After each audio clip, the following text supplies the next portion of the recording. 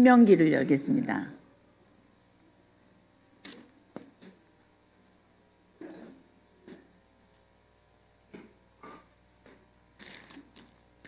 우리는 창, 출, 민까지 메인 히스토리가 흘러가고 있다는 사실을 알게 됐어요. 그 사이에 끼워진 레위기와 신명기는 민수기 끝 요단 동편에서 모세가 죽어가고 있을 때, 그리고 여호수아가 새로운 지도자로 위임을 받고 있는 그 찰나에 광야 2세대의 자식들이 요단강을 건너 들어가서 살게 되면서 또 태어나고 또 태어나고 또 태어날 때 모세의 아이디어, 하나님의 아이디어는 뭐였나? 이 나라의 왕은 하나님이시다. 인간 왕이 다스리는 나라가 아니다. 여기는 제사장 나라다. 신정국가다. 그렇다면 왕의 통치라고 하는 것을 보여내는 것이 법치로, 법으로 다스려지는 것으로 가야 되겠다라고 생각하신 게 하나님의 아이디어란 말이에요. 인간 왕이 없어도 돼. 뭐만 있으면 되냐? 이미 법이 있는 거예요. 왕이 없어도 하나님이 왕이신 줄 아는 이 나라는 힘 있는 인간 왕이 없어도, 장군이 없어도 이 나라는 이 땅에서 하나님이 다스리는 나라로 남을 것이다. 이게 하나님의 아이디어세요. 그렇다면 이 백성은 어떻게 살아야 할 것인가? 국민, 주권, 영토, 이제 민수기를 지나서 가나안 땅 들어가면 영토 차지하는, 여호수아 땅 차지했어요? 그럼 끝. 나라가 건설된 거예요. 그럼 여호수아, 사사기, 룻기, 사무엘 상하 이렇게 지나가는 성경 목록을 우리가 어떤 관점으로 봐야 될 것인가? 좋은 질문이에요. 지금까지는 어렵지 않았는데 이제 어떻게 돼야 될 것인가? 그게 이제 여호수아, 사사기, 룻기, 사무엘 상하 정도까지에 해당하는 하나의 시대예요. 그게 무슨 시대라고 말할 수 있냐면 사사시대라고 말할 수 있어요. 자, 무슨 시대라고 말할 수 있다? 사사시대. 근데 그 사사시대에 오기 전까지가 모세의 시대인 거예요. 그래서 이제 모세 오경, 저 앞에 창조시대부터 시작해서 하나님 주신 계시를 받아 이스라엘 백성이 시작되는 창세기 12장을 거쳐서 지금 소위 모세 오경이라고 불려지는 마지막 성경 신명기를 지금 우리가 다루고 있는데, 그 신명기 다음에 여러분들이 머릿속에 이렇게 프레임을 만들어 놔야 되는데, 그게 뭐냐면 여호수아, 사사기, 룻기, 사무엘상, 사무엘하, 그 덩어리를 사사시대의 성격이다라고 생각을 해놔 보라는 거예요. 제가 먼저 앞에 이렇게 스케치를 한 거예요. 뭐를 보려고 그러면서 지금 신명기를 보려고 하면서, 신명기는 누가 쓴 책의 끝이다? 모세. 저는 여기서 여러분들에게 이거를 말해주고 싶은 거예요. 모세는 레위에게 승부를 걸었다. 하나님이 통치하시는데 누가 그 법치를, 하나님이 통치하신다라고 하는 것을 보여내는 법인, 소위 율법, 지금까지 있었던 모든 스토리 앤드 거기서 나타난 하나님의 말씀을 오고 오는 다음 세대, 다음 세대, 다음 세대, 다음 세대, 다음 세대, 다음 세대, 다음 세대에게 가르쳐 줄 거냐? 이 내용이 전해지면 되는 건 거예요. 신국, 하나님의 나라의 매뉴얼이란 말이에요. 레위에게 승부를 거신 거예요. 그래서 지금 신명기까지의 내용이 그래서 중요하구나, 그렇게 생각을 하시고, 자, 누구에게 그래도 하나님이 승부를 걸으셨다고 여기 지금 요단 동편에서 생각하고 있어야 된다? 레위. 그래서 제가 레위를 어떻게 읽어야 되냐. 여기서 읽어야 될 책은 레위이다, 레위기이다 이렇게 말씀드린 거예요. 그것만 있으면 하나님이 통치하는 중이라는 걸 알 수 있는 거예요. 그 안에 써 있으니까. 자, 그것과 함께 그 레위기를 다시 한번 요약한 거예요. 레위기 내용을 다시 한번 요약하되 어떻게 요약했냐? 앞에 넘실거리는 요단강 앞에서 요약한 거예요. 그렇게 생각하세요. 다시 얘네들에게 최종 정리해 주는 걸로. 레위기에 승부를 걸었는데 얘네들한테는 현실이에요. 주인공이에요. 어떤 주인공? 가나안 땅을 밟아야 되는 애들이 당장. 얘네는 현실이에요. 모세는 죽어가. 레위기 내용이 제일 중요해. 얘네들에게 어떻게 요약하지? 얘네들한테 어떻게 당부하지? 이런 마음으로 모세가 죽기 직전에 쓰게 된 내용이 신명이다라고 생각을 한다면, 한다면 지금 요단 동편에 우리가 발이 서 있어. 우리가 지금 요단 동편에 서 있어요. 그러면 이렇게 생각하시라는 거죠. 자, 신명기는 얘네들에게 전하는 내용인데 세 그룹으로 나눠져 있다. 세 덩어리로 나눠져 있다라고 생각을 하세요. 세 덩어리. 우선 첫 번째 덩어리는 뭐냐? 지금까지 일어났었던 일이 이거지. 이랬었지 우리. 이런 일이 있었었고 우리는 그래서 요단 동편에 지금 이렇게 와 있지. 지금 40년 지난 때지. 40년 아시죠? 광야 40년. 지금 40년 지난 때지. 우리는 지금 여기 모압 평지에 있지. 아직 모압 평지니까. 그러면서 방금 전에 우리가 바산왕 옥을 이겼지. 아모리 왕을 정복했지. 그래서 요단 동편 땅을 정복했지. 루벤, 갓, 므낫세 반지파에게 나눠줬지. 그랬지. 우리 지금 그런 방금까지 있었던 얘기. 38년 동안 가데스반에 있었었지. 아무것도 안 하고 있었었지. 그러다가 드디어 이 땅을 정복했지. 그 얘기를 얘네들한테 하는 거예요. 모세가. 지금까지의 줄거리, 지금까지의 있었던 일을 말하는 게 일부예요. 신명기 일부. 자, 확인할게요. 자, 신명기 1장. 지금 광야 40년 다 됐구만. 날짜를 계산을 해보세요. 자, 신명기 1장 3절, 4절, 5절까지 읽으면 제가 지금 여러분에게 말씀드렸던 내용이 그대로 있는 거예요. 아, 맞아. 읽어줘야 돼. 이게 깨달아져야 돼. 읽어줘야 돼. 자, 3절에서 5절까지 다 같이 지금 제가 드린 말씀을 생각하면서 읽겠습니다. 시작.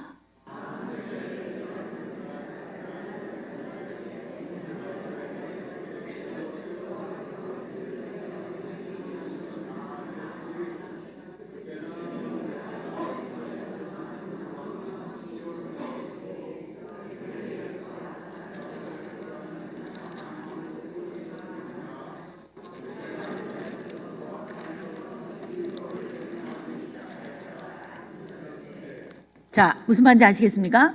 그게 느껴지죠? 예, 느껴지죠? 이제 3장을 가보세요. 제가 3장까지를 그렇게 보자 그랬어요.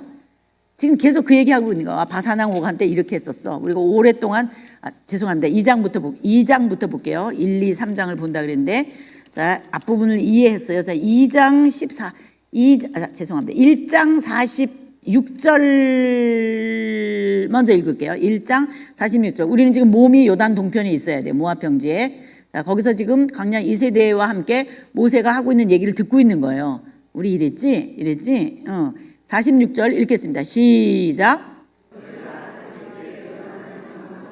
자, 이게 뭐냐? 가데스에 오랫동안 있었잖아요. 그 얘기를 하는 거예요. 니네 그랬지? 우리가 오랫동안 거기서 살았잖아. 그 얘기인 거예요. 자, 2장 14절에서 다시 확인하겠습니다. 2장 14절 시작.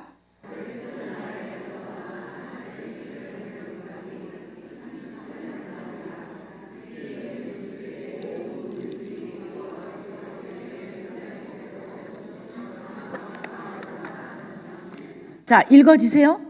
네, 자, 2장 26절을 보면 헤스본 왕 시혼에게 사절단을 보내가지고 우리 좀 지나가게 해주세요. 얘기 나오죠? 네, 그동안 우리 했었던 얘기, 민수기에서 있었던 얘기를 또 하는 거란 말이에요. 우리 이랬지? 그다음에 3장을 보세요. 바사나온 옥 아모리 군대예요. 제가 그랬잖아요. 아모리 사람 땅 뺏었다고. 이게 그 얘기를 하고 있는 거예요. 3장이. 우리 그랬지? 그래서 우리 요단 동편에서 전쟁해가지고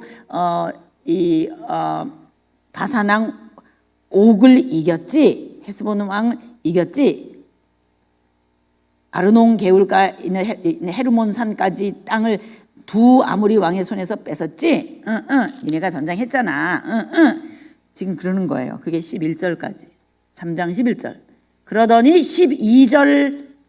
12절부터는 무슨 얘기를 해요? 바로 그렇게 해서 뺏은 아모리 땅을, 요단 동편 땅을 루벤, 자 보이세요? 루벤, 갓, 므낫세 반지파에게 나눠주지 않았니? 이렇게 말하는 거예요. 자, 이해되시죠? 네, 우리가 지금까지 이랬었어. 그래서 내가 이제 너희들에게 다시 한번 지금까지 있었던 우리 하나님의 나라 백성들의 있었던 일과 중요한 요점, 중요한 내용들 이런 거를 너희들한테 말해줄게. 그러면서 시작하는 게 4장인 거예요. 무슨 말인지 아시겠죠? 들으라. 그러면서 얘네들한테 말하는 거예요. 그게 몇 장부터다? 4장. 그래서 10장 같은데 10장에 보면 모세가 십계명 받는 얘기를 또 하는 거예요. 과거에 있었던 일인데 얘네들한테 말해줘야 돼가지고. 그래서 세월이 흘렀잖아요. 얘네들은 잘 모르잖아요. 십계명이 뭔지 모르잖아요. 얘네들한테 말하는 거예요. 또 말해주기 때문에 우리는 또 읽는 거예요. 자, 그런 생각을 하면서 읽으시라는 거예요. 자, 이해되셨죠? 자, 그렇게 해서 쭉 그동안에 있었던 내용들 다시 요약해서 예를 들면 14장 같은 데는 레위기 내용을 또 얘기하고 너희들은 이스라엘 가나안 땅에 있는 백성들처럼 그렇게 하지 마라. 너희들의 먹거리는 이런 게 있다. 뭐 했던 얘기를 다 요약해. 제가 그랬잖아요. 레위기를 요약해서 또 말해주는 거나 마찬가지다. 6월절은 어떤 건지 뭐 다 얘기해줘요. 너희들은 왕을 그렇게 구하면 안 된다. 내가 진짜 왕이야. 뭐 그런 내용들이 다 있는 거예요. 도피성에 대한 내용, 레위들이 있어야 되는 살아야 되는 땅들 뭐 이런 얘기들 다. 그러나 구체적으로 이제 너희들이 이 안으로 들어갈 거잖아. 요단강만 건너 들어가면 있을 거지. 그 안에서 일어나는 일들이야. 얘네들은 현실인가. 금방 막 들어가서 얘네들이 해야 되는 일들인 거예요. 모세가 볼 때 얘네들이 이걸 해야 되는데 이걸 잘 할 수 있을까? 구체적으로 막 그 안에 들어가가지고 청소하는 방법까지 막 별게 다 있어요. 아주 구체적인 내용들이. 그래서 그런 생각을 하면서 26장까지 정도를 그렇게 생각하면서 읽으시라는 거예요. 몇 장까지? 26장. 이게 두 번째 덩어리. 과거에 일어났었던 일 and 구체적인 실제적으로 이제 막 건너 들어가면 일어나는 일들. 당장 가면은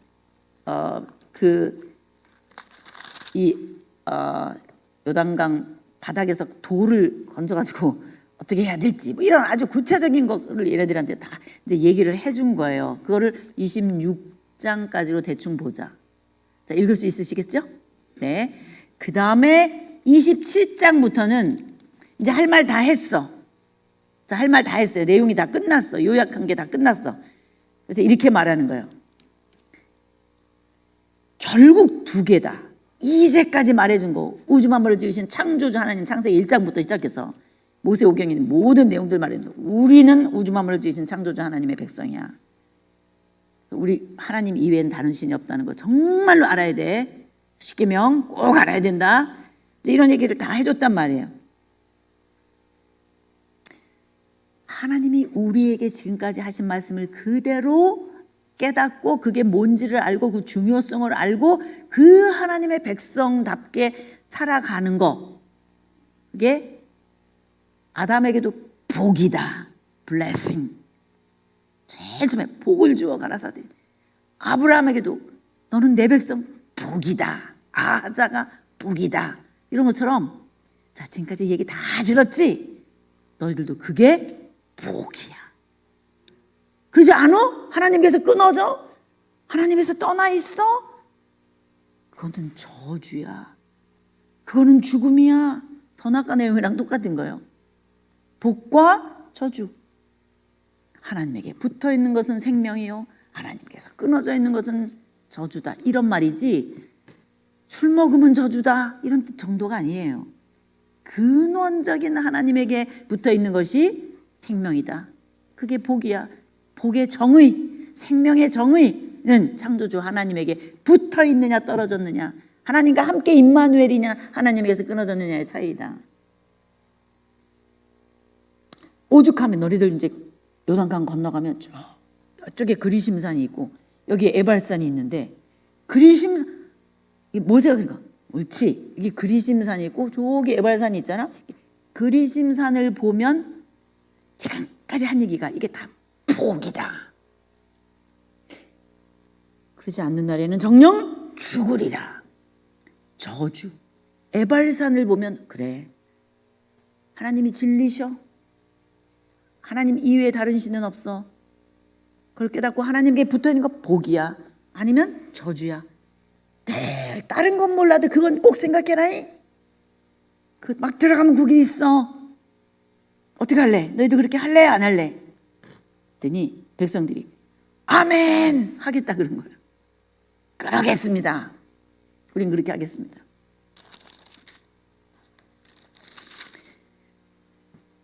그게 27장과 28장이라고 생각하세요.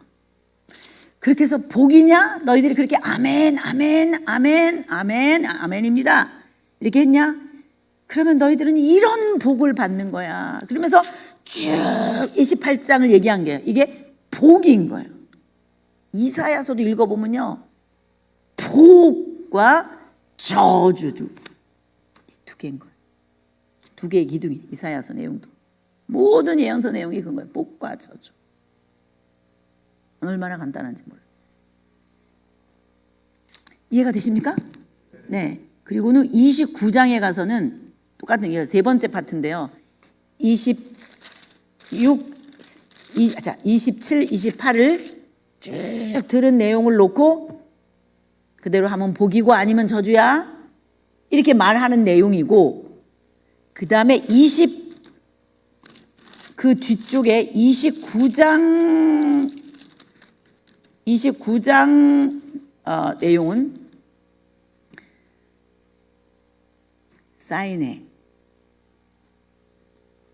사인하라고 도장 찍어. 자, 이걸 뭐라고 말한다 그랬어요? 어려운 말로 언약. 이게 29장인 거예요. 자, 우리 29장 1절을 그런 감각 속에서 읽어봅시다. 읽어지나? 자, 다 같이 읽겠습니다. 시작.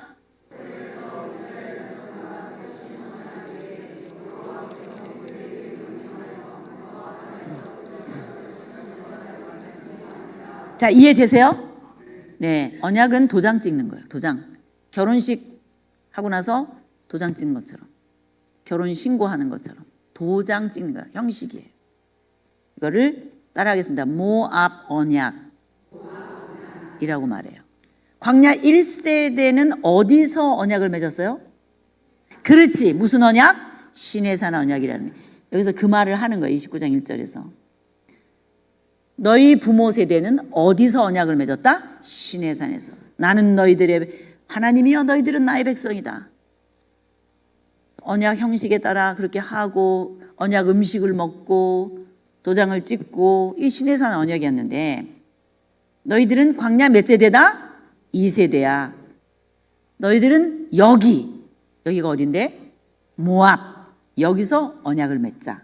그래서 무슨 언약? 모압 언약. 광야 몇 세대랑 세운 언약이다? 2세대랑. 도장 찍어. 이건 거야. 이 내용은 yes or no. 할래? 안 할래? 복과 저주라는 뜻이라는 거야. 어렵지 않죠? 선악과랑 똑같아요.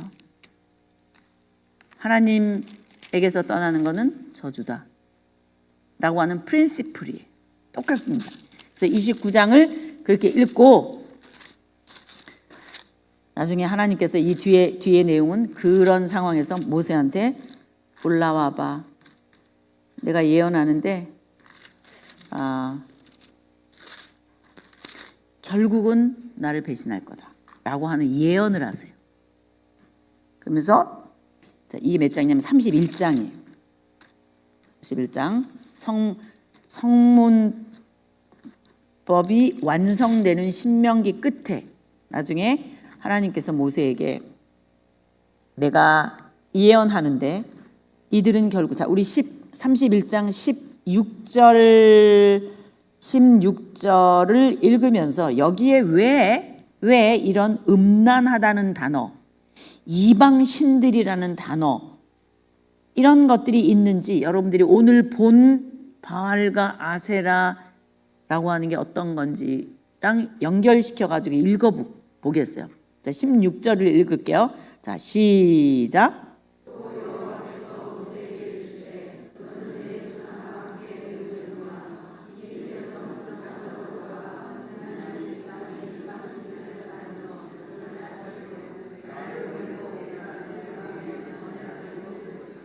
십계명 1, 2, 3, 4계명을 파괴한다는 뜻이에요. 다른 신 바알과 아세라를 섬긴다. 이런 말을 할 때 꼭 쓰는 단어가 음란이에요. 우리가 성경 읽으면서 그런 단어 굉장히 많이 찾아내요. 여러분 못 찾아낼 수도 있어요. 예언서에 보면 정말 낯뜨거운 얘기들이 너무 많아요. 그게 다 이 얘기예요. 다리를 벌리고 이런 표현들이 있어요. 음란하도 상수나무하에서 이런 표현들이 왜 있는지 아세요?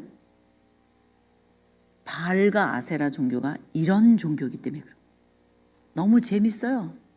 음란 축제에 참석하는 것부터가 다른 종교 안으로 들어가는 거였어요. 그래서 요단 동편에서 민수기 끝에 상황에서 26,000명인가요? 몇 명이 다 몰살을 하잖아요. 비느하스가 창을 던져가지고 그 미디안 여자하고 성관계를 하고 있는 음란 축제에 가서 성관계를 하고 있는 그 남자와 여자를 죽였을 때, 창으로 찔러서 죽었을 때 전염병이 그쳤어요.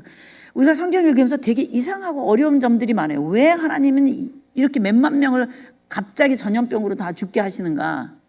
자, 지금 이 백성들의 존재 의의가 뭐냐? 가나안 땅에 들어가서 바알과 아세라 섬기지 않게 하고 진리를 선포하기 위해서 들어가는 중인데 요단 동편에서 벌써 끝내.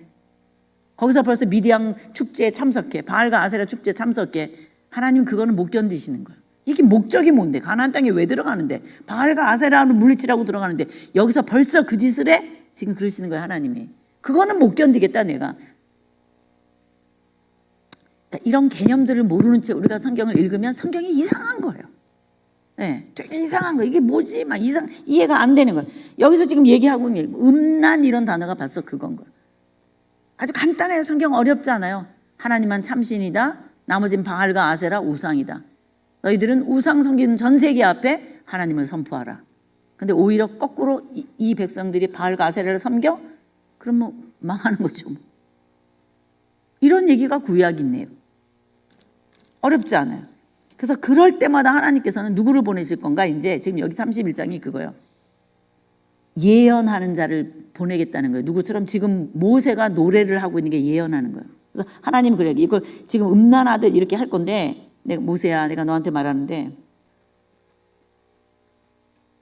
자, 19절입니다. 19절. 노래를 지어서 불러줘라. 자, 여러분들이 이런 것들이 안 읽혀지는 거예요. 노래를 불러라. 이 말이 뭐냐면 예언자들의 역할인 거예요. 예언을 말해주는 거예요. 이걸 신탁이라고 그러죠. 신탁. 신접한 사람들이 예언을 신으로부터 따내서 노래처럼 불러주게 하는 거. 그거는 신으로부터 온 메시지야. 이게 예언서예요. 제가 이 창세기 앞에서부터 이런 얘기를 계속 하는 이유가 뭐냐면 그래야 뒤를 빨리빨리 이해할 수 있어요. 뒤가 뭐냐? 왕정시대와 예언서예요. 왕정시대와 예언서를 여러분들이 이해하려면 이미 이게 다 창세기 앞에 모세 오경부터 모세 때부터 있었던 얘기인 거예요. 신명기 신학이라 그래요. 예레미야가 신명기 신학을 하는 사람이에요. 나라가 멸망하게 되면서 신명기 신학.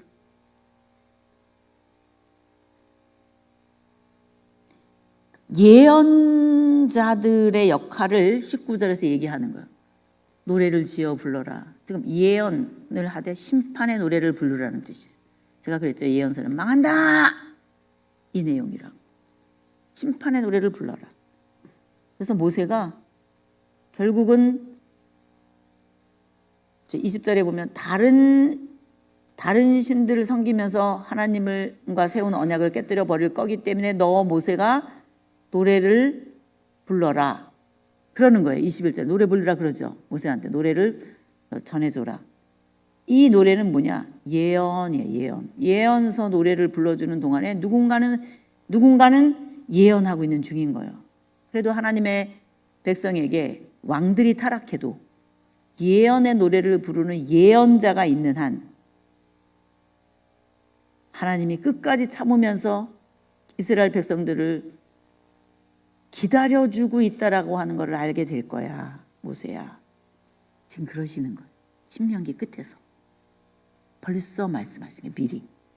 그게 지금 21절, 22절이에요.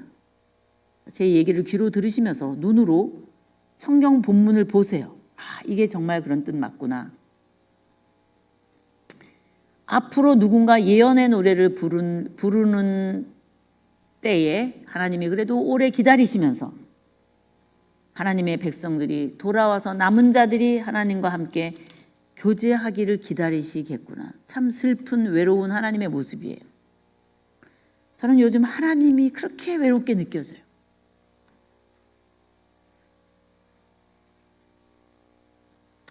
그런 상황에 이 늦은 시간까지 여러분들이 여기 앉아 계신 거를 보면 여러분들이 그렇게 귀하게 느껴질 수가 없어요. 이게 제 마음이 아니라 하나님이 그러실 거라고 생각이 들어요. 외로우시거든요, 하나님. 인간의 정서로 말하면 하나님은 지금 외로우십니다. 70억의 인구 가운데 하나님을 그 하나님으로 알고 있는 사람들이 얼마나 되겠냐고. 교회를 다녀도 다른 종교처럼 신에게로부터 빵을 요구하기 때문에 복을 자기가 원하는 복을 요구하기 때문이지 하나님이 원하는 복이 아니에요. 블레싱, 하나님의 블레싱이 아니에요. 자기가 원하는 복을 찾아서 소위 기복신앙 때문에 하나의 one of them, 종교 중에 하나로 생각하고 교회를 다니는 사람이 너무나 많은 이런 시대에 교회 안에도 불신자가 너무 많고 교회 안에도 진리를 깨닫지 못한 사람들이 너무 많은 시대에 이 늦은 밤 하루 종일 일하고도 이 저녁에 나와서 하나님 앞에 있는 어떻게 우리가 4시간 동안 강의를 들을 수 있겠어? 우리가 어떻게 이걸 할 수 있겠어? 힘들고 어려워도 안 해보던 거를 하는 이것이 개혁인 줄로 믿습니다. 어디서부터 개혁이 시작되나 시간을 드리는 것부터 개혁인 거예요. 하나님 내가 다시 진리의 사람이 되게 하여 주옵소서. 우리 뉴욕 교회 안에 진리의 사람들이 일어나게 하여 주옵소서. 하나님이 덜 외로우실 것. 그러니까 여러분들 보면 하나님이 얼마나 기뻐하실까 정말 그런 생각이 드는 거예요. 교회의 성도가 몇 명이냐가 관건이 아닙니다. 250만 명도 쓰지 않으셨어요. 진리 공동체여야 될 줄로 믿습니다. 그렇지 않으면 종교예요.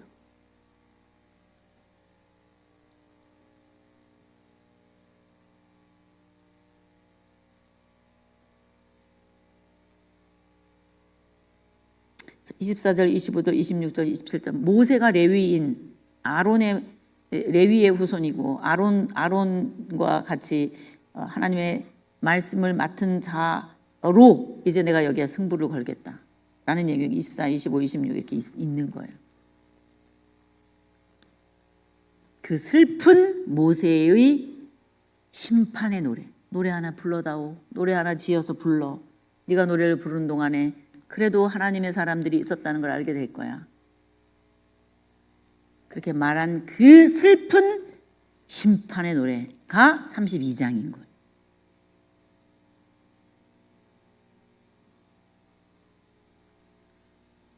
개역개정에는 노래처럼 되어 있지 않아서 저는 그거보다는 새번역이나 이런 걸 더 좋아하는데 새번역에는 이게 예언서처럼 되어 있어요.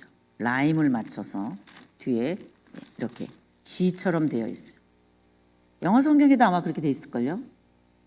32장에서 33장까지가 슬픈 심판의 메시지인 다시요. 32장이 슬픈 심판의 노래예요. 이사야서에도 심판의 노래가 있듯이 예레미야서에도 심판의 노래가 있듯이 심판의 노래예요. 그리고 33장은 심판하시나 구원하시다. 다시 복의 노래인 거예요. 이 12지파 하나하나에게 주신 복의 노래로 끝나는 게 신명기예요. 자, 신명기 읽을 수 있겠습니까? 네. 중요한 포인트들을 제가 말씀을 드렸어요. 자, 아까 말씀드린 대로 이제 여호수아, 사사기, 룻기, 사무엘, 상하까지를 무슨 시대로 보자 그랬어요? 사사 시대로 보자 그랬어요. 이 시대는 지금 여기서 우리가 공부한 대로 창세기, 출애굽기, 민수기라고 하는 메인 히스토리가 흘러가고 있고, 그 상황에서 나온 레위기와 신명기는 요단 동편의 광야 2세대와 함께 저 넘실거리는 요단강 맞은쪽에 가나안 땅을 바라보면서 읽자. 광야 2세대가 우선 중요하게 알아야 할 내용이야. 그러면서 우리가 5권의 모세오경을 끝냈어요. 우리는 지금 머릿속에 알고 있어요. 하나님은 누구에게 승부를 거신다? 레위. 모세와 아론에게 일러가라사대. 모세와 아론에게 일러가라사대. 다 레위인들이란 말이에요. 레위인들. 대표로 모세와 아론인 거예요. 모세와 아론이 언제까지나 몇백 년 살 수 없잖아요. 그래서 그 레위 지파 종족들의 책임으로 하나님이 맡기시고 레위에게 승부를 거시면서 광야 2세대와 함께 우리로 하여금 요단강을 건너가라. 지금 그러시는구나. 이렇게 생각하고 갈 수 있겠죠? 자, 주먹 쥐고 아자! 아자! 어떻게 요단강 건너요? 그냥 여기서 먹다 죽어요? 건너요? 자, 거기가 뭐가 득실거리는 데인지 알죠? 바알과 아세라 섹스 종교. 세상이. 그것이 종교예요. 정신을 차리지 않으면 안 돼요. 내가 바알과 아세라면 어떡할 거예요? 자, 우리 거룩해 하십시다. 네. 요단강 건너요? 말아요? 자, 건너 자신 있어요? 네. 우리는 남은 자인 거예요. 건너가는 거예요. 아자! 아자!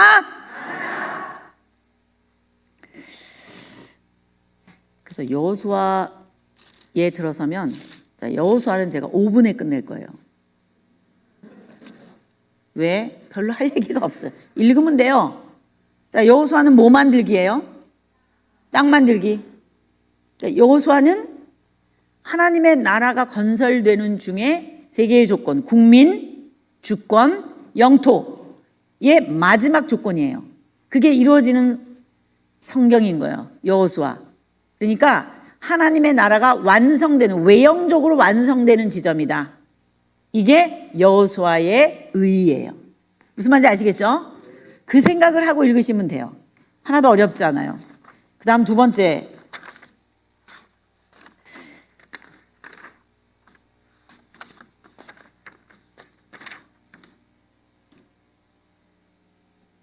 제가 아까 말씀드린 대로 여호수아, 사사기, 룻기, 사무엘상, 사무엘하를 무슨 시대로 보자 그랬어요? 사사 시대를 보자. 그래서 여호수아는 사사 시대를 여는 첫 번째 성경 목록이다. 그러니까 모세오경이 끝나자마자 5권의 책 중에 사사 시대를 여는 책이라고 생각하자. 뭐를? 여호수아를. 왜 그런지 아세요? 여호수아 끝의 내용과 사사기 앞의 내용이 똑같은 게 무지 많아요. 내용이. 갈렙의 얘기라든지 유다 지파의 얘기라든지 뭐 이런 내용이 똑같은 게 많아요. 같이 오버랩돼 있어요. 그래서 정말 여호수아부터가 하나예요. 여러분들 그렇게 생각하시면 돼요. 자, 그 다음에 여호수아를 그러면 어떻게 봐야 될 것이냐라고 했을 때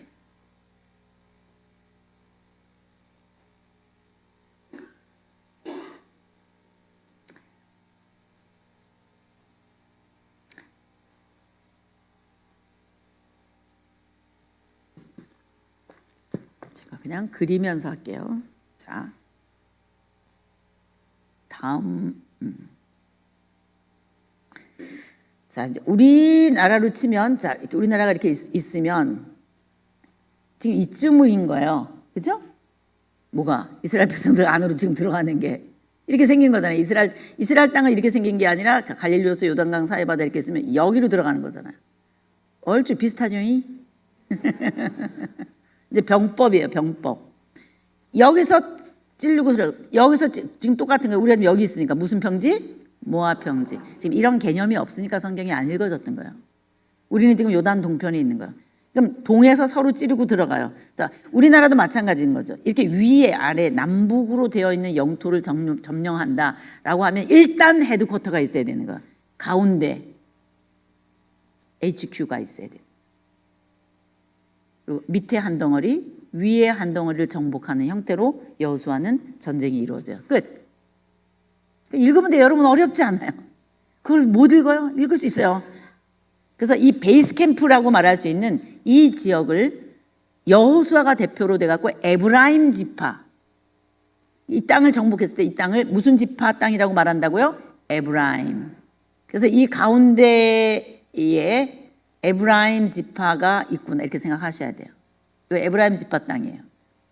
맨 들어가는 입구에서 여기 요단강 건너자마자 길갈이 있고요. 그 다음에 여리고성이 있는 거예요. 자, 뭐가 있어요? 길갈, 그 다음에 여리고 이렇게 있단 말이에요. 큰 성이에요. 여리고 같은 경우는 고대로부터 얼마나 오랫동안 전쟁을 했지, 막 지하 몇 층이 전쟁이 폐허되고 또 그 위에 또 도시가 세워지고 또 그 위에 또 그 위에 몇 층의 레이어가 있는지 모르는 땅이 여리고예요. 어마어마한 땅입니다. 왜냐하면 요단강 동편과 요단강 서편이 이게 티그리스강, 유프라테스강 쪽에서 이쪽으로 넘어오는 이 관문이어서 그래요. 여리고정 이 지역이 굉장한 요지대인 거예요. 요새인 거예요. 여리고 같은 땅이. 그래서 이 요단 동편 여기가 그술이라고 하는 지방이 있는데 세 나라가 국경이 접하고 있기 때문에 여기가 군사 도시예요. 어쨌든 거기를 조금 지난 게 지금 여리고 땅입니다. 자, 그래서 남쪽에 하나, 위쪽에 하나. 남쪽은 유다 지파 땅이고 갈렙이 속해 있는 지파 땅이기 때문에 이게 이 전쟁이 또 따로 있고, 위쪽에 북쪽은 하솔왕 야빈이라고 하는 헷족 속의 사람들이 철병거를 가지고 히타이트 종족이에요.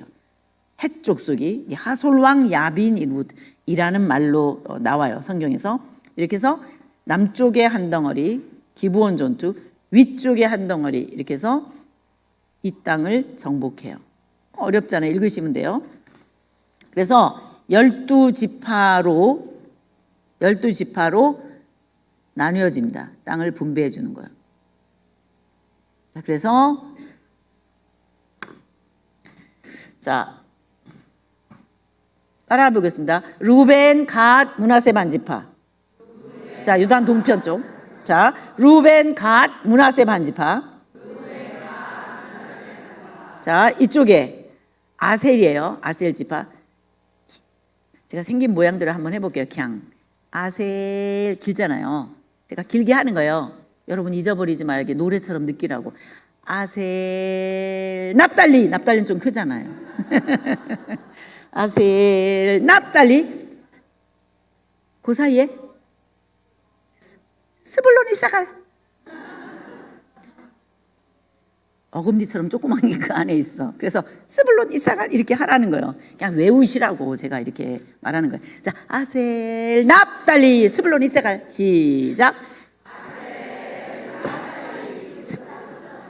뭔지 모르겠어요. 스불론 이사갈, 이사이에 어금니처럼 생겼어요. 스불론 이사갈. 시작. 스불론 이사갈. 아셀 납달리 스불론 이사갈. 시작. 아셀 납달리 스불론 이사갈. 밑에는 뭐지? 므낫세 반지파. 어렵지 않잖아요. 자, 오른쪽에 므낫세 반지파, 이쪽에 므낫세 반지파. 그리고 내려오면 아까 가운데 에브라임이 있는 거예요. 어렵지 않죠? 자, 에브라임 밑으로 왼쪽 오른쪽에, 왼쪽으로는 단, 오른쪽으로는 베냐민이 있는 거예요. 그리고 아래는 유다 지파인 거예요. 시므온은 이 안에 들어있지만 나중에 와해돼요. 그래서 그냥 유다 지파, 흔히 이렇게 말해요. 자, 외울 수 있겠죠? 나는 못 외워. 못 외워도 좋은데요, 하나는 외워야 돼. 하나. 유다 지파는 외워야 돼. 자, 뭐는 외워야 된다? 유다 지파. 왜? 유다가 나중에 남북으로 나라가 갈라질 때 남쪽 나라가 되기 때문에. 다른 건 다 잊어버려도 좋은데 뭐는 잊어버리면 안 된다? 유다 지파. 나머지 위에 다 합친 게 북방 이스라엘인 거예요. 남북이 갈라질 때. 아래는 뭐예요? 남쪽에 유다. 이렇게 여러분 생각하시라는 거예요.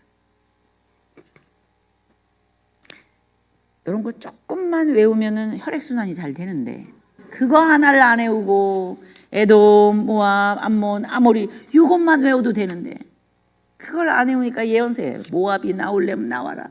예언서에 암몬이 나올래면 나와라.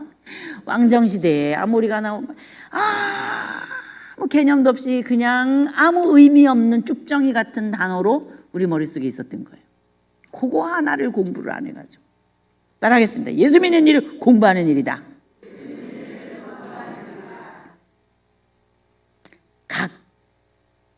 갑자기 탁 깨달아지는 종교가 아니에요.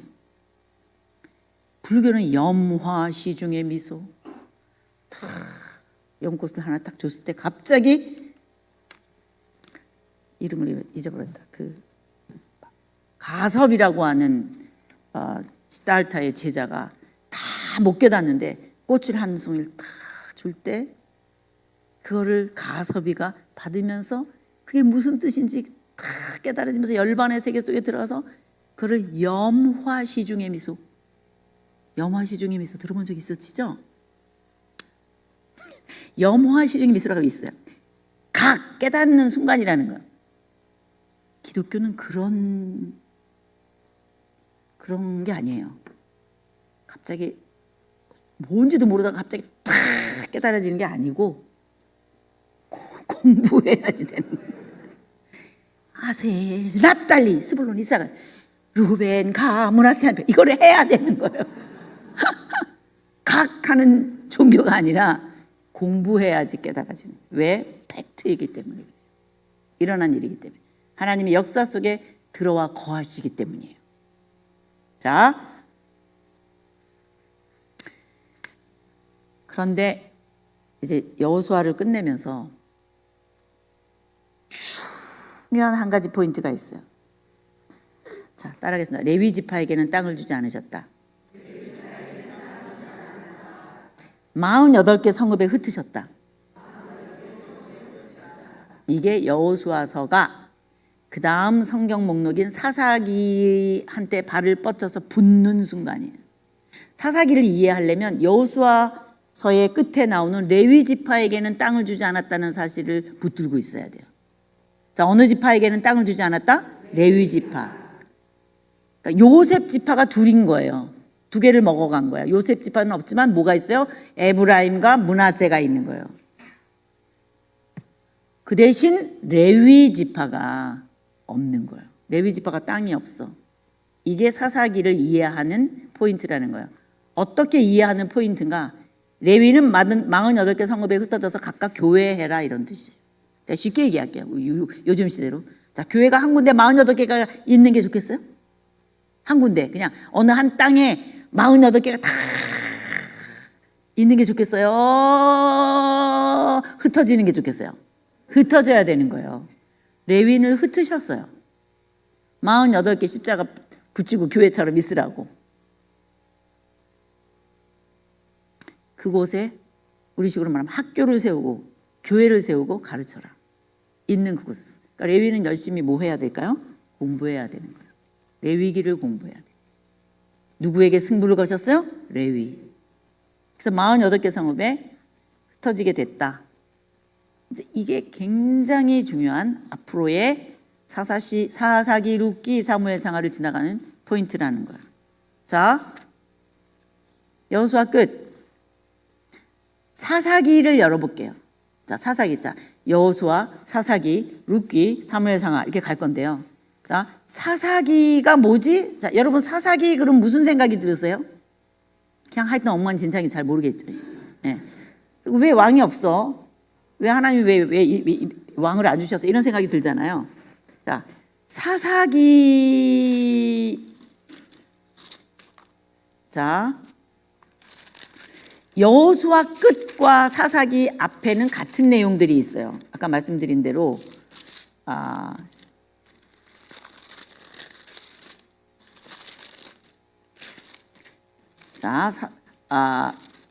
갈렙 얘기도 있고요. 유다 지파에 관련된 얘기도 있고요. 이런 얘기들이 있고 사사기도 그런 내용들이 있어요. 사사기 앞에 오면은 여호수아 15장에 나오는 갈렙의 사위 온니엘. 자, 갈렙의 사위가 온니엘이에요. 악사라고 하는 딸, 여호수아의 아니다. 갈렙의 딸이랑 결혼을 한 거예요. 누가? 온니엘이. 그게 여호수아 뒤에 나오는데 사사기 앞에도 그 얘기가 또 나오는 거예요. 1장 11절 이렇게 보면은. 그래서 온니엘이 몇 번째 사사냐? 처음에 나오는 사사예요. 온니엘. 그러면서 자 2장에도 가보면 2장 7절 8절 이런 데 가보면 온니엘이 나오는 거예요. 갈렙의 동생의 아들인 온니엘. 이렇게 구절에 있어요. 그래서 여호수아 끝과 사사기는 이어지는구나. 이어지는 스토리구나 생각을 하시면 되고, 그래서 여러분 아시는 대로 전쟁이 나면 한 사람씩 나와서 싸워서 백성들을 또다시 평안한 가운데 살게 해줬다. 그랬다라고 하는 얘기가 한 400년 정도의 스토리가 이어져서 16장까지 가는 거예요. 이게 정사. 사사기 사가가 기록한 정사 아시죠? 야사 말고 메인 히스토리라는 거예요. 그래서 16장까지 삼송까지 아마 각 지파별로 사사들이 대충 나온 거를 보아 한 번씩 전쟁이 날 때 지파별로 대표로 나가서 리더십으로 싸우게 한 게 아닌가라는 생각이 들어요. 아니고서 랜덤인데 이렇게 나왔다라고는 말할 수가 없다라고 학자들이 얘기해요. 그래서 16장까지 각 지파별로 거의 대체적으로 한 사람씩 나와요. 이거를 어떤 관점으로 읽어야 될 것인가? 라고 했을 때 여호수아가 죽자마자, 자, 여호수아는 맨 끝에 이제 세겜 언약이라고 하는 세겜에서 나와 내 집은 여호와를 섬기겠노라 이렇게 얘기합니다. 그러니까 요단 동편에서 세컨 제너레이션이 모압 언약을 맺은 것처럼 여호수아가 죽기 전에 세겜에서 나와 내 집은 여호와를 섬기게, 똑같이 도장 찍어 yes or no 그걸 해요. 우리 자 그렇게 합시다. 여호와를 섬기십시다. 에발산 그리심산 이런 개념으로 이거를 백성들에게 결단하는 내용들을 얘기를 하는데, 그리고 나서 여호수아가 죽자마자 곧 타락했다고 돼 있어요. 아주 빠르게 바알과 아세라를 섬기기 시작했다라고 얘기하고 있는 게 사사기 2장 6절 얘기예요. 금방 보세요. 2장 7절에 보시면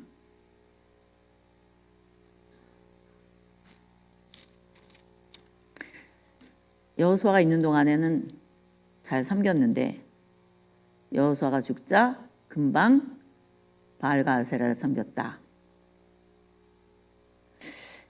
장로들이 살아있을 때는, 여호수아랑 같이 있었던 그래도 리더십들이 있을 때는 잘 섬겼는데 새로운 세대가 일어나자마자, 그 다음 세대, 여호수아의 다음 세대가 일어나자마자 2장 11절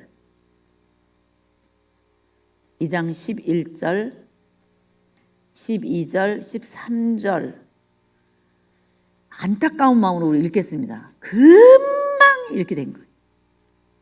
적절을 여호수아 죽은 다음에 이때여서 그 당시 사회상이 어땠는지 읽어보겠습니다. 시작.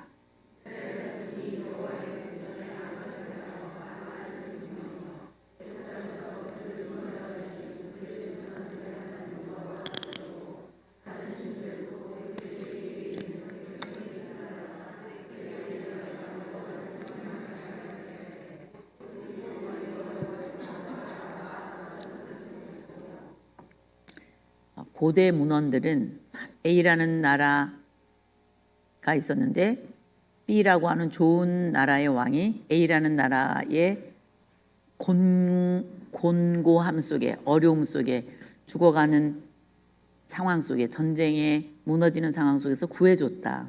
A라는 나라를 누가 B라는 나라의 왕이 조약서에 나는 너를 이러이러한 상황에서 구원해낸 아무개 어떤 나라의 왕 아무개니라. 이게 언약 형식에 있어요. 지금 언제나 성경 읽다 보면 나는 너희들을 이집 땅에서 구원해낸 너희들의 하나님 여호와니라. 이런 거 계속 많이 나오는 거 여러분 읽어보셨죠? 이게 고대의 굉장히 탄탄한 언약 형식의 패턴이에요. 계속 그걸 주장하는 거예요.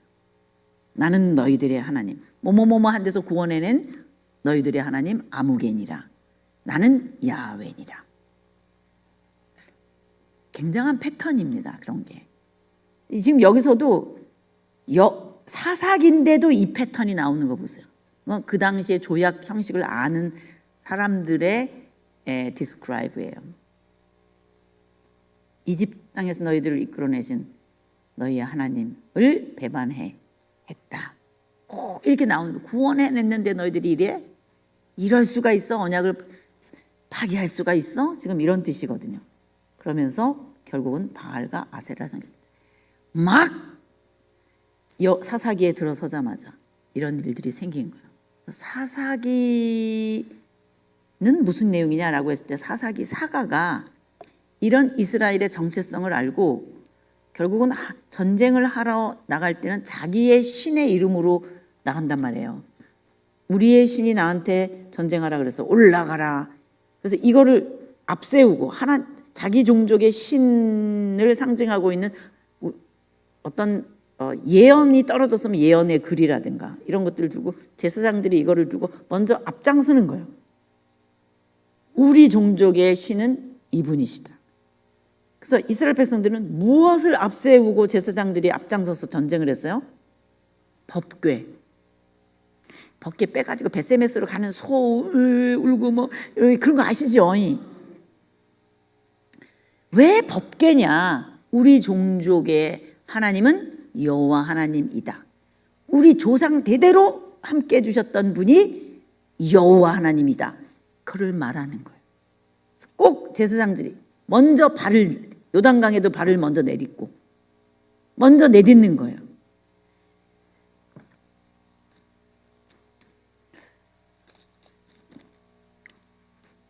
다시 전쟁이 일어나니까 우리 하나님이 누구지? 그제서야 뭐지? 우리 하나님은 누구지? 이집트에서 우리를 구원해낸 그 하나님이 우리 하나님이었지? 지금까지 뭐 했는데? 그냥 아무 생각 없이 바알과 아세라 섬기고 왜냐면 재밌으니까. 너무 재밌으니까.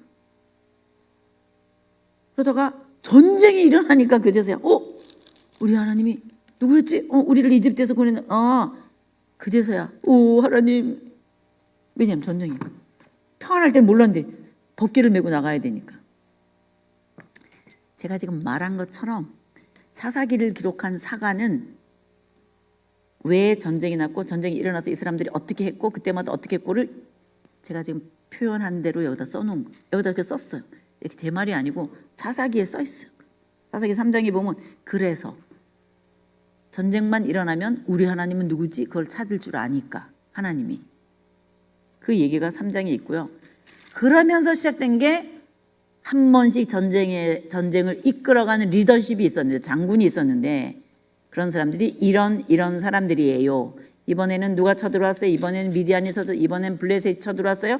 이런 식으로 하나하나 있었던 일을 기록해 놓은 것이 사사기다 이 말이에요. 이해되셨습니까? 자, 이제 읽으면 되는 거예요. 그렇게. 자, 읽으면 되는데 그런데 문제가 뭐냐? 자, 그런지는 그래서 사사들이 나타난 거는 알겠는데 읽을 수 있겠는데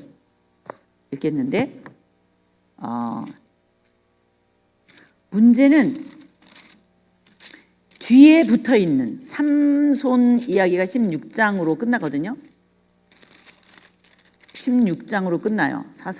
삼손 끝나고 난 다음 이 정사인데 역사를 메인 히스토리로 기록해 놓은 정사인데 16장까지가 삼손 얘기가 삼손이 나가서 이번에 이렇게 했다. 뭐 그 사이 보면 뭐 삼손도 엉망이고 뭐 기드온도 그렇고 이 모세 오경에 나타난 하나님을 믿는 사람이라고 보기 매우 어려운 그런 일들이 한두 개가 아닌 사사마저도 하나님을 믿는 사람인 건지 아닌 건지 알 수가 없는 그런 내용들이 너무나 많은 거예요.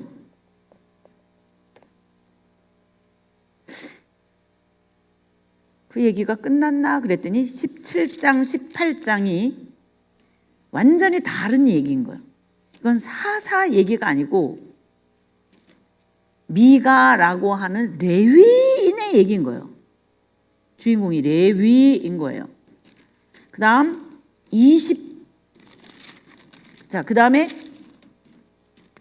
19장, 17장과 18장은 주인공이 어떤 레위인이에요.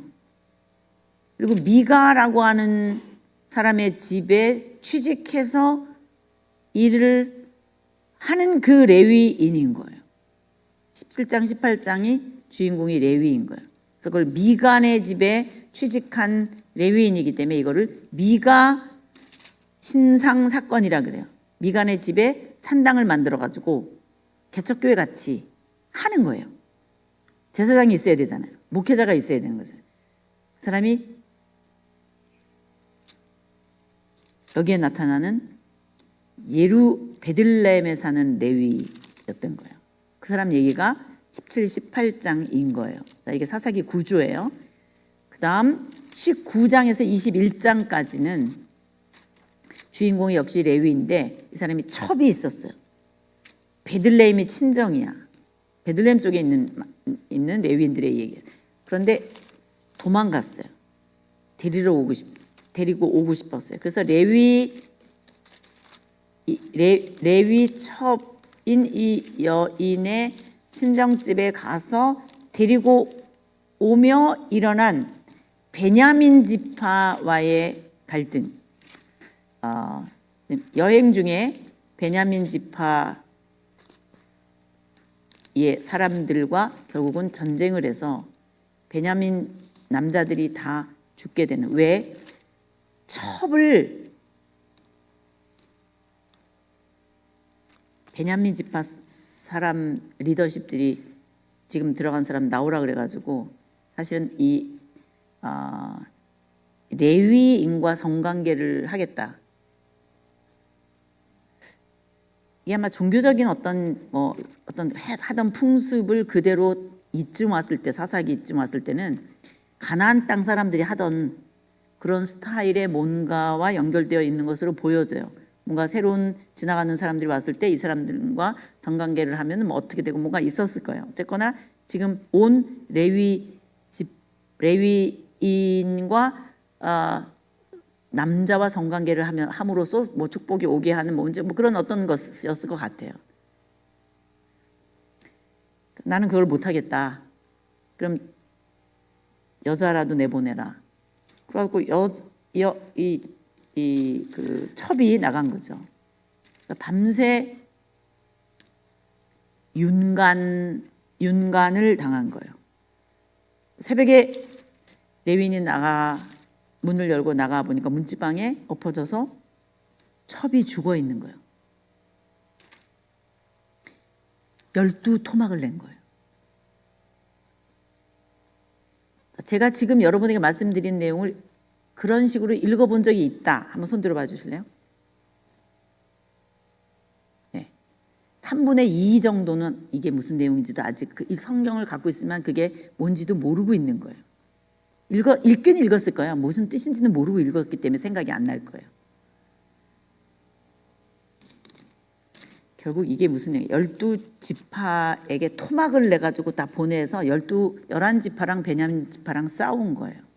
베냐민 지파 남자가 전쟁에서 다 없어질 판이 된 거예요. 그런 내용이 사사기 맨 뒤에까지 있는 거예요. 즉 사사들의 얘기가 삼손으로 끝나고 나면 17장부터 21장까지는 주인공이 레위예요. 우리에게 무엇을 말하고 싶은 걸까요? 당시 레위가 이랬다는 거예요. 하나님이 누구에게 승부를 거셨는데? 레위에게 승부를 거셨는데. 오늘날 레위인들 스캔들 막 우리 미국도 뭐 릭 워런이 아니라 빌 하이벨스 윌로우 크릭 교회 스캔들로 딸이 나중에 커밍아웃하고 그 위대했던 교회 윌로우 크릭 교회 대통령 자문 목사 결국 자기 교회의 리더십 여자하고 성관계 오랫동안 해온 얼마나 이런 얘기가 많은지 우리 뉴욕에서도 무슨 뉴스가 있었었고 한국에서도 무슨 신학 교수가 자기 아이를 살해하고 다문화 사역의 대부였던 어떤 목사가 조선족 뭐 누구와 어떻게 하고 아주 유명한 분들이에요. 다 이름을 대면 그 사람이 해온 일들을 보면 어마어마해요. S교회 목사가 몰카를 가지고 계단에 올라가고 있는 여자들 사진을 찍고 S교회 부목사가 자기 구역 사람들은 신방을 가면 봉투를 많이 준대. 그래가지고 그 봉투를 많이 받고 싶은데 담임 목사가 자기를 그 구역에다 해주는 게 아니라 다른 구역에다 해가지고 담임 목사를 폭행을 한 거예요. 얼굴을 친 거예요. 제 얘기가 아니라 신문에다 난 거예요. 무슨 교회 제가 무슨 교회라고 하면 다 알아요. 그냥 말해버릴까요 제가? 어느 교회인지 그냥 신문에 났던 건데 소망교회.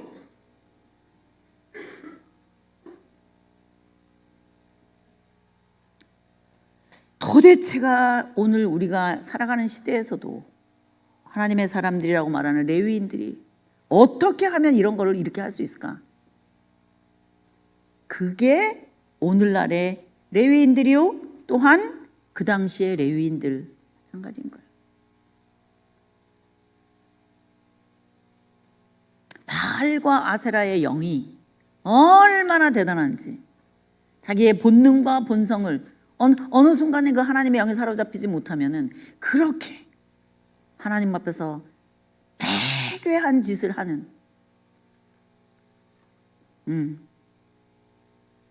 그걸 그대로 보여주고 있는 것이 이 사사기 내용입니다. 왜 그런 상황이 됐느냐? 왜 바알과 아세라 이런 사사 시대가 왜 그렇게 됐느냐? 레위 때문이다. 자, 레위의 역할이 그들에게 진리를 가르쳐주는 역할이었는데 와서 보니까 지금 이런 거를 지금 사사기에 보니까 레위들이 이루고 있으니 미가 신상 사건만 해도 그래요. 미가라고 하는 사람이 에브라임 산간 지방에 살고 있었는데 자기 은돈을 자기 아들이 훔쳐간지도 모르고 은돈 1,100냥이나 되는 이거를 없어졌다고 막 주여! 그리고 영빨이 있게 기도를 하는 사람이었어요. 미간의 엄마가.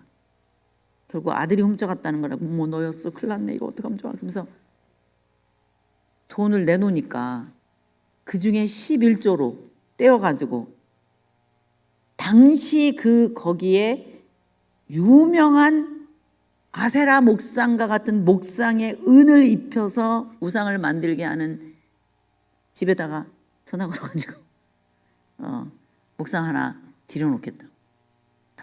너무 감사해서 돈을 찾은 게 너무 감사해서 감사헌금을 드린 거예요. 그 감사헌금을 뭐 했냐? 아세라 목상을 만든 거예요.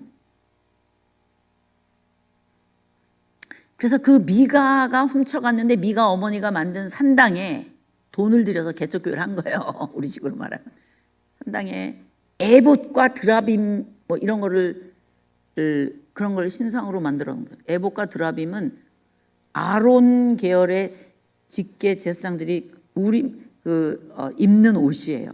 근데 에봇이 막 에봇도 막 만들고 드라빔이라고 하는 이런 드라빔 여자 신상이에요. 자기 아들 가운데서 하나를 제사장으로 삼았어요. 에브라임 산간지방 에브라임 지파인데 그러면서 사사기가 하는 말이 사사기 사가가 관점을 가지고 하는 말이 그때 왜 그랬냐면 왜 이렇게 엉망진창이었냐면은 그때는 이스라엘에 왕이 없어서 백성이 자기 소견에 오른 대로 행해서 그렇다고 이렇게 말하는 거예요. 그 얘기는 왕만 있으면 안 그럴 텐데라는 생각이 들지만 저는 그런 생각이 안 들어요. 지금 왕이 문제가 아니라 레위가 문제. 레위가 얼마나 바르게 가르쳤어야 했는데 모세오경. 레위에게 승부를 거셨다 그랬잖아요. 모세오경 우리가 얼마나 오랫동안 공부했어요. 지금까지 한 게 모세오경이에요. 우리가 그만큼 중요하기 때문에 그걸 한 거였어요.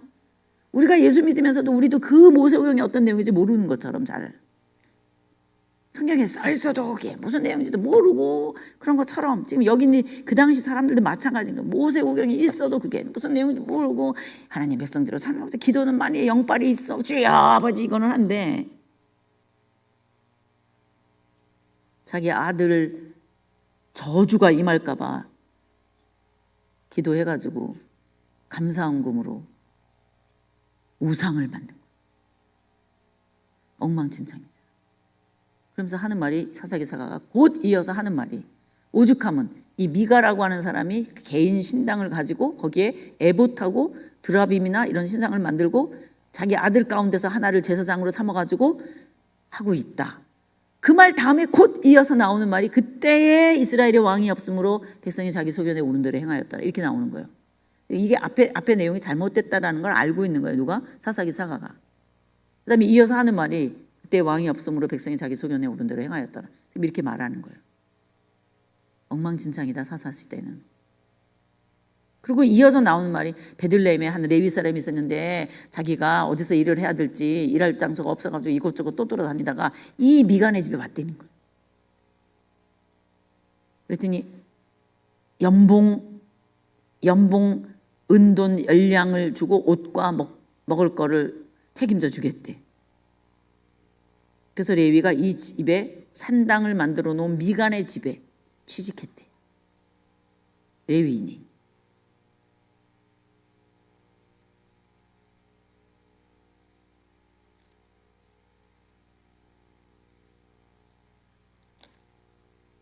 단지파가 아직 자기 땅을 잘 못 차지하고 있었던 상황에 이것저것에 블레셋 사람들이 막 끼어 들어와가지고 아 이거 힘들어. 아 우리가 단지파 사람들이 왜 블레셋 사람들이 이 동네에서는 못 살게. 우리 단 베냐민 있었잖아요.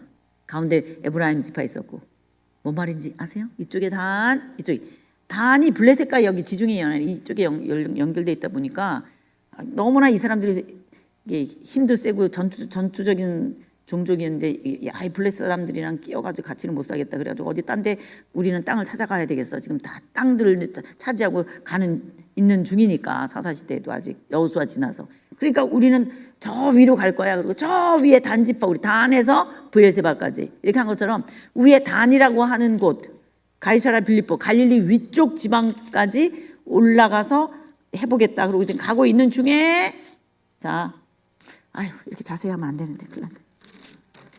하여튼 그러다 결국은 미간의 집에 들렸고 거기에 있는 신당에 만들어 놓는 모든 그런 우상들을 다 세벼가지고 누가 단지파가 단체로 세벼가지고 누구까지 세비나 레위인까지 취직했는데 더 주겠다는 거야. 연봉을 좋다고 그래가지고 그 모든 우상들을 세벼가지고 가는 거야. 다 저 위로 단 쪽으로. 야 이 도둑놈들아 하면서 미가가 막 쫓아 올라가가지고 거기서 막 전쟁이 나게 생긴 거예요. 여러분 성경에도 이 얘기가 있으니까 나중에 읽어보세요. 어떻게 되나. 그만큼 엉망진창이었다. 이유는 뭐냐? 자 사사기 21장 끝에 가면 그때 왕이 없으므로 백성이 자기 소견에 옳은 대로 행하였더라. 이러는 거예요. 자, 제가 여러분에게 질문할 거예요. 자, 사사기를 이런 내용은 읽을 수는 있어요. 근데 이걸 어떤 관점으로 창세기 앞에서부터 쭉 하나님은 왕이시다. 이스라엘 백성의 존재의 이러면서 왔는데 이쯤 왔을 때 사사기를 어떻게 읽어야 되냐? 이 사사기사가의 관점. 때 왕이 없으므로 백성이 자기 소견에 옳은 대로 행하였더라. 이게 사사기의 키 버스인데 어떻게 해석해야 되냐? 이거예요. 대답은 간단해요. 각본상 하나님이 국민 만드셨어. 법을 만드셨어. 영토까지 만들었어. 그럼 그 다음에 나오는 성경 목록이 사사기면 사사기 때는 아름다운 제사장 나라가 돼야지 맞아요? 엉망진창인 게 맞아요? 그렇죠. 그런데 보니까 엉망진창이래. 근데 이유는 때에 왕이 없어서 그렇대. 아니, 왕이 없다니. 왕이 있어요, 없어요, 이 나라에? 있어요. 누가 왕이세요? 하나님. 그러면 각본상 이거는 실제로는 어떻게 읽어야 되냐? 인간 왕이 없어도, 때에 왕이 없어도 하나님이 왕이신 줄 알고 이 백성들이 자기 소견에 옳은 대로 행하여도 과히 어색하지 않은 이상사회가 됐었어야 맞는다. 이렇게 읽어야 맞는 거예요. 이 나라는 하나님이 통치하시는 나라이기 때문에 전 세계 어디에 갖다 놔도 모범적인 이상적인 사회. 제가 그랬잖아요. 창조의 완성은 하나님의 이상적인 나라, 킹덤 오브 갓. 하나님이 통치하시는 나라답게 보여줘야 되는 거, 세상 사람들에게. 그런 나라가 돼야 되는 것이 원칙인데 이상하네. 차라리 인간은 왕이라도, 힘이 있는 왕이라도 나타나서 칼 빼들고 너 이대로 안 지킬 거야 하고 무섭게 하는 게 차라리 낫겠다. 이런 생각까지 들게 만드는 거예요. 누구 때문이냐? 레위 때문에. 사사기는 레위를 고발하는 책이에요. 제가 그래서 앞에서부터 계속 얘기했던 거예요. 하나님이 레위에게 승부를 거신 거예요. 인간 왕이 없어도 돼. 법이 있기 때문에, 레위들이 돌아다니면서 이거를 가르치기 때문에, 레위에게 승부를 거셨기 때문에, 48개 성읍에 흩어났기 때문에 이대로 잘 가르치기만 했으면 인간 왕이 없어도 하나님이 왕이신 나라, 신국, 하나님의 나라, 하나님이 왕이신 나라로서 모든 다른 나라들이, 저 나라는 이집트에서 여기까지 온 나라야. 우주 만물을 창조하신 하나님, 홍해를 건넌, 요단강을 건넌 나라래. 이 만나를 하늘에서 받아가지고 40년을 광야 지신 것은 신기하게 살아남은 종족이래. 신발도 헤어지지 않았대. 하나님의 나라마저 그렇게 했었어야 되는데 엉망진창이에요. 에이, 차라리 인간 왕이라도 나타나서 무섭게 하면 좋겠네. 왕을 기다리고 있는 중인 거예요. 그래서 그 왕이 나타나도록 하는 성경이 그 다음에 룻기인 거예요. 왕을 데려온다니까, 진짜로. 그 왕이 어느 왕이에요? 다윗 왕인 거예요. 자, 그 왕이 어떤 왕이다? 다윗 왕. 사사기, 룻기잖아요. 그렇죠? 네. 그러면 룻기가 왜 사사기 옆에 붙어 있나? 여러분, 사사기는 정사예요. 12명의 사사들이 쫙 있어요. 야사가 붙어 있어요. 레위 때문이야. 그게 사사기예요. 엉망진창이야. 엉망진창은 왜 엉망진창이야? 하나님이 왕이신데. 우리는 속으로 그러고 싶은데 백성들은 왕을 기다려요. 근데 실제로 역사가 어떻게 흘러갔지? 그러고 보니까 룻기인 거야. 그 다음에는 룻기 스토리가 있는 거예요. 그래서 룻기가 왜 있지? 그랬더니 어느 왕을 데려온다고? 다윗 왕을. 그래서 룻기는 시어머니한테 효도를 잘해야 돼. 그렇게 읽으면 안 되는 책인 거예요. 도덕률로 다른 종교에서도 얘기하는 부모에게 순종해라. 이렇게 읽으면 안 돼. 며느리는 시어머니한테 잘 순종해야 되느니라. 그래서 어머니 날 읽는 책이 아니에요. 그럼 무슨 책인가? 어느 왕을 데려오는 책이다? 다윗 왕. 사사시대의 이 역사 레인지 안에서 일어난 일인 거예요. 누구네 집의 이야기가? 나오미네 집의 이야기가. 나오미가 누구였는데? 왜 룻기가 있는데? 그럼 지금까지 쭉 흘러내려온 하나님의 나라 관점에서 볼 때 룻기는 어떤 식으로 읽어야 되냐? 말 그대로 하나님이 원하시는 나라는 인간 왕이 다스리는 게 아니고 하나님이 다스리는 나라인데, 비록 인간이 다스린다고 한다면 그 인간 왕은 나는 진짜 왕이 아니야, 하나님이 진짜 왕이셔 라고 생각하는 대리 통치자. 하나님이 진짜 왕이십니다. 우리나라의 왕은 나아가 왕이라고 있긴 있어도 진짜 왕이 아닙니다 하고 하나님의 왕권을 인정하는 대리 통치자 의식을 가지고 있는 왕이면 it's okay. 왜? 하나님이 그러셨잖아요. 아담 너 왕해. 사람에게 왕권 주시기를 원하셨어요? 원하지 않으셨어요? 원하셨어요. 본래가. 어떤 조건이 있으면 하나님이 진짜 왕이라는 것을 알면 맨 앞에서 얘기했던 내용이 여기에 그대로 나타나는 거예요. 그래서 룻기는 제일 중요한 부위가 어디냐면 족보예요. 자, 4장을 가볼게요. 이 얘기는 다 아니까. 자, 이게 무슨 내용이냐? 여러분 다 아세요. 나오미가 곡창지대인 베들레헴이라고 하는 곳에서 자기 남편 두 아들을 데리고 모압으로 내려간 거예요. 흉년이 들어서. 남편도 죽고 두 아들도 죽었어요.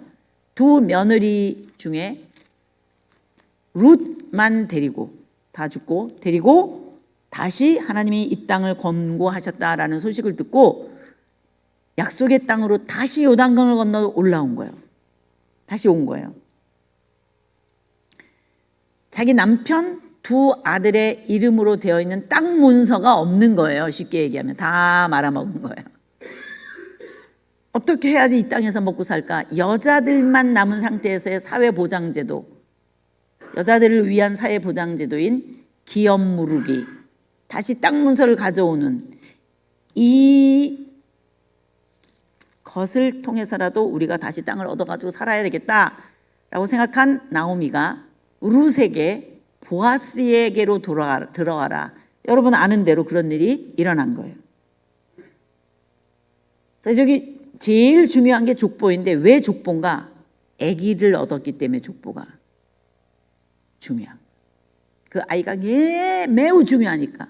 그 아이가 다윗이기 때문에 매우 중요해서 족보로 끝나는데 아기를 낳을 때까지 아기가 어떻게 해서 태어났는데 결혼해서 태어났지. 그래서 그 결혼식 주례사로 4장 12절에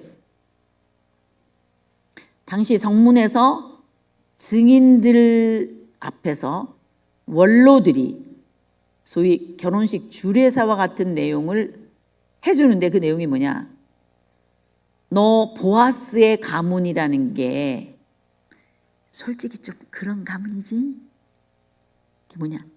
너희 조상 지금 유다 지파의 위에 다말이라고 하는 며느리와 유다가 창녀처럼 해가지고 유다 자기 시아버지에게로 들어가서 지팡이와 소장가 이런 걸 가지고 해서 아기를 낳단 말이에요. 그게 뭐냐?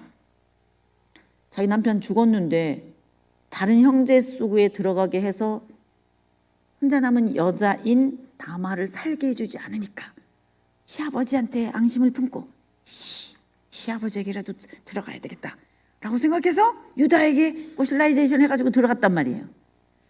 아기를 가진 거 베레스와 세라.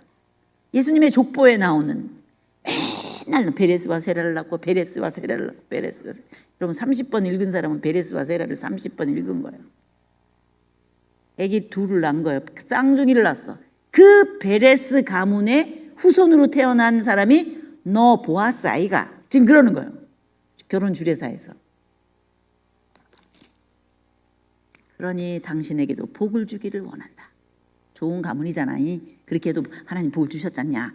그러니까 너 이방 여인 룻을 데려왔지만 이상한 여인이지만 사실 맞아요. 예수님의 족보에 보아스가 다말도 나오고 여자 이름이 족보에 여자 이름이 이상하게 나와. 족보에는 여자 이름이 안 나오는 거예요. 그런데 예수님의 족보에는 이런 여자 이름이 나와. 막 기생 라합도 나오고 다말도 나오고 여기 룻도 나오고 룻과 같은 보아스, 룻에게서 보아스. 오벳이라는 아기가 나오고. 그래서 자 우리 읽겠습니다. 지금 우리가 룻기를 보고 있어요. 룻기 읽을 수 있겠나? 읽을 수 있는 거예요. 지금까지 쭉 창세기에서부터 흘러내려오는 관점으로 읽을 수 있나? 네, 읽을 수 있는 거예요.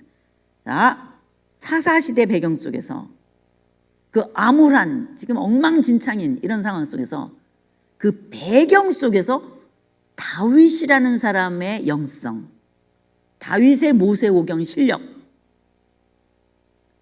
다윗의 하나님의 나라 관점, 이런 걸 알아야 되는 거예요. 이게 4장. 자, 그래서 이 다윗을 찾아오기 위해서, 다윗이 사무엘 상하거든요. 이 사람을 찾아오기 위해서 어떤 과정으로 이 사람이 왔나, 그걸 말해주는 족보를 읽겠습니다. 4장 18절에서 22절까지. 이게 룻기의 클라이막스예요. 자, 읽겠습니다. 시작.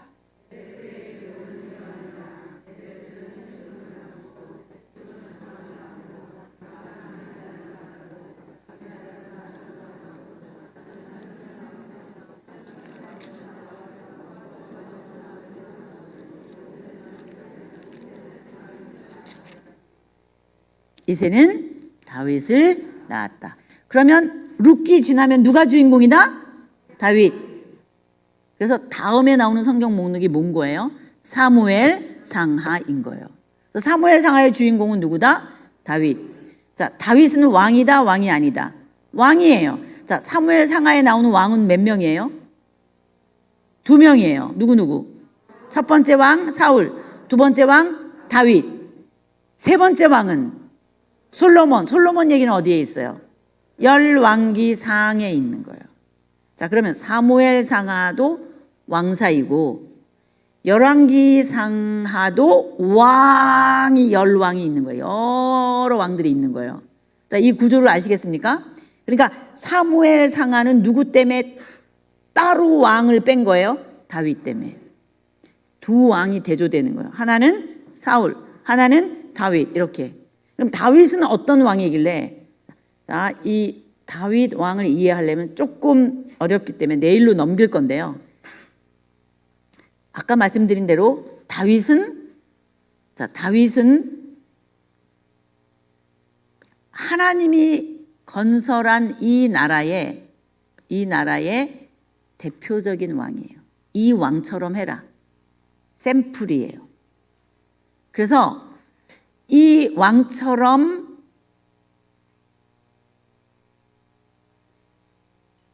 화면 보실게요. 이렇게 깃발을 들고 있는 거예요. 다윗이. 나처럼 해라 이렇게, 나처럼 해라 이렇게, 나처럼 해라 이렇게. 나머지 왕들은 다 어떻게 해야 돼요? 따라가야 돼요. 팔로워여야 되는 거예요. 다윗은 모델이고, 모델은 하는 일이 뭔가 그 이후에 모든 사람 보고 나처럼 하라는 거예요.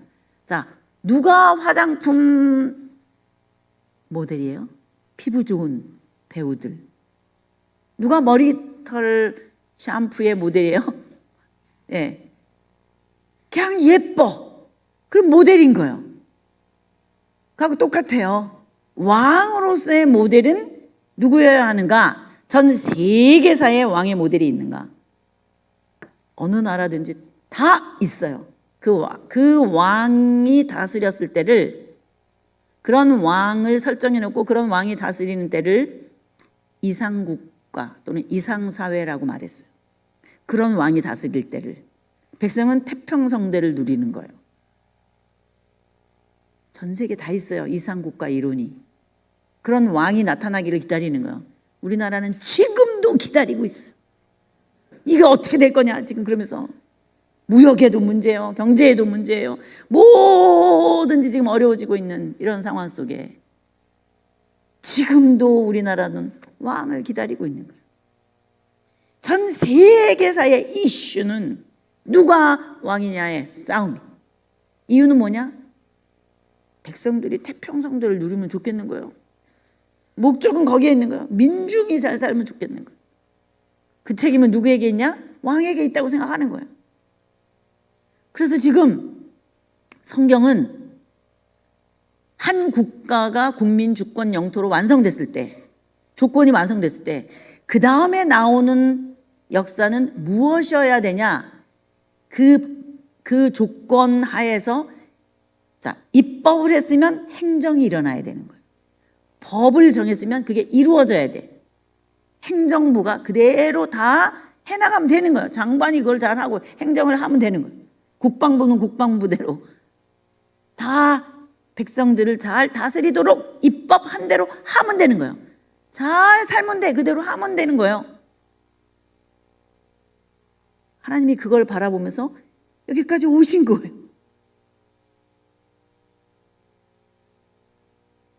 근데 사무엘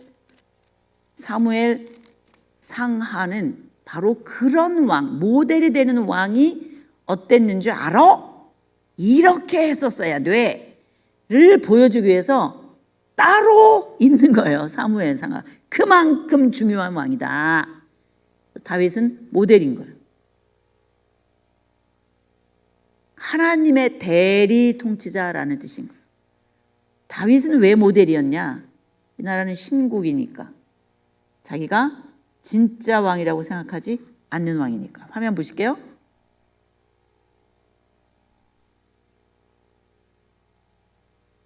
어떤 나라가 이상적인 나라냐? 어떤 나라가 태평성대를 누리느냐? 동서양을 막론하고 찾아낸 그 왕의 모델, 왕의 프로필. 동양에서는 공자가, 서양에서는 소크라테스, 플라톤, 아리스토텔레스라고 하는 헬레니즘 문화 속에서 그 왕의 모델을 찾아낸 거예요. 그래서 동양에서는 공자가 이상적인 나라, 이상사회, 유토피아로서 왕만 잘 찾으면 돼. 왕이 문제야. 그러면서 제시한 왕이 군자, 하늘을 대신해서 통치하는 천자다, 이런 표현을 쓴 거예요. 하늘을 대신하여 통치하는 하늘 아들. 그런 왕은 성왕이다. 이게 공자의 표현이에요. 군자, 이런 표현. 서양에서는 소크라테스, 플라톤, 아리스토텔레스, 그때 백성들을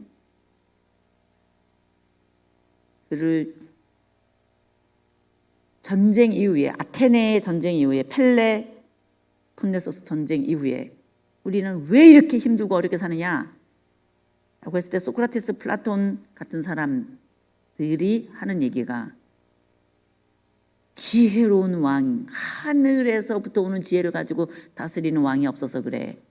하늘 지혜를 가진 존재여야 돼. 그래서 철왕을 얘기한 거예요. 이상사회, 이상국가, 어떻게 하면 우리 백성들이 다 잘 살 수 있는가? 왕이 문제야. 하늘 지혜가 있어야 돼. 하늘로서 오는 왕이어야 돼. 그러니까 소크라테스, 플라톤, 아리스토텔레스가 이상국가 이론을 얘기하면서 제시했던 철왕이나 동양의 공자나 맹자나 이런 학자들이 춘추 전국시대 때 이곳저곳에서 칼 빼들고 내가 왕이야, 내가 힘 있어. 우리 창세기 앞에서 얘기했었던 것처럼 힘 있는 자가 왕인. 언제나 세계사는 힘 있는 자가 왕 노릇을 하면서 백성들을 통치했던 것처럼, 자기를 위해서 통치했던 것처럼, 그런 왕들이 아닌 그런 이상적인 사회가 되려면 누구여야 돼? 그래서 왕의 모델로 찾은 게 결국은 하늘을 대신해서 통치하는 거예요. 이분들은 특별 계시도 없이도 태평성대, 이상사회, 신국과 같은 사회를 이루기 위해서는 하늘을 대신해서 통치하는 왕이 나타나야 된다라는 표현을 쓴 거예요. 그 위대한 이름이 Son of God. 우리는 어렵습니다. 하나님이 아들도 있고 하나님이 아버지도 있고 이런 개념들이. 인간이 쓰고 있는 용어인 Son of God, 하나님의 아들은 이미 전 세계사 이 사상사 속에 태평성대를 누리기 위해서 백성을 위해서 목숨을 바칠 수 있는 그런 왕의 모델로 이런 이름을 쓴 거예요. 이미. 하늘이면 이렇게 통치할 거야. 하늘을 대신하여 통치하는 자, 그런 존재를 하나님의 아들이라고 불렀어요. 불교에도 그런 아들이 미륵불이라는 미래불이라고 말하는 그런 존재, 크라이스트 기름 부음 받은 자가 언젠가는 나타날 거야. 기다렸어요. 대망했어요. 그런 존재를. 우리는 성경의 특별 계시 속에서 구약의 이스라엘 백성들이 기름 부음 받은 자, 왕에게 기름을 부어서 백성들을 통치하고 다스리되 하나님이 다스리는 것과 같은, 백성을 위해서 자기 목숨을 내놓을 수 있는, 너는 나야 할 수 있는 그런 정도의 왕, 사랑으로 통치하는 왕, 너는 나니까. 이미 구약 성경이 그렇게 얘기하고 있어서 우리에게는 이런 개념들이 있어서 신약의 구약 시대 때 그런 왕으로서 다윗이 대표로 나타나지만 신약에 와서는 그 다윗의 후손, 다윗의 아들이라고 하는 이름으로 오는 다윗의 자손이여 나를 불쌍히 여기소서, 이런 아들이 나타나지만 다른 전 세계에서는 특별 계시 없이도 하늘을 신이 다스리는 그런 나라이면 우리는 태평성들을 누릴 거야. 인간에게는 없는 것 같아. 포기하고 한 말이에요. Son of God, 천자. 인간의 자유의지를 가지고 하늘의 절대주권에 수렴하려고 하는 그런 존재, 이런 존재는 그 사람이 통치하는 것이 곧 하늘의 통치인 것과 같은, 욕심을 조차 행하여도 종심소욕 불유구, 이 사람이 욕심으로 뭐를 하는데도 그것이 하늘의 일정한 법도를, 하늘의 뜻을 비껴가지를 않아. 이런 정도의 사람은 통치하라. 이게 왕의 모델이거든요. 동서양의 철학도 대단한 거예요. 이런 걸 찾아냈다는 게 우리 기독교 진리 더 대단하지 않아요? 네, 더 대단하지 않냐고. 바로 그런 존재가 세계 모든 종교와 사상과 철학을 갖고 와도 그것들을 상대화시키면서도 동시에 전 세계의 종교와 사상과 철학을 다 말해줄 수 있는 Son of God. 아담 PhD 논문으로 왕되다. 인간에게 왕권을 주셨어요. 그렇지만 진짜 왕은 나다. 하늘 뜻으로 통치하는, 처음부터 이게 진리였던 거예요. 창세기 앞부분 쫀자리. 그래서 to be continued 내일 해야 돼 이제. 네, 지금 12시 조금 넘었어요. 자, 우리 이 다윗의 의의를 내일 조금만 더 설명하고, 모델처럼 해야 되는데 다윗의 길로 안 가고 여로보암의 길, 아합의 길로 가는 왕들아, 이렇게 해서 내일 to be continued로 하겠습니다. 자, 그냥 여기서 마치고 내일 뵙겠습니다. 수고하셨습니다.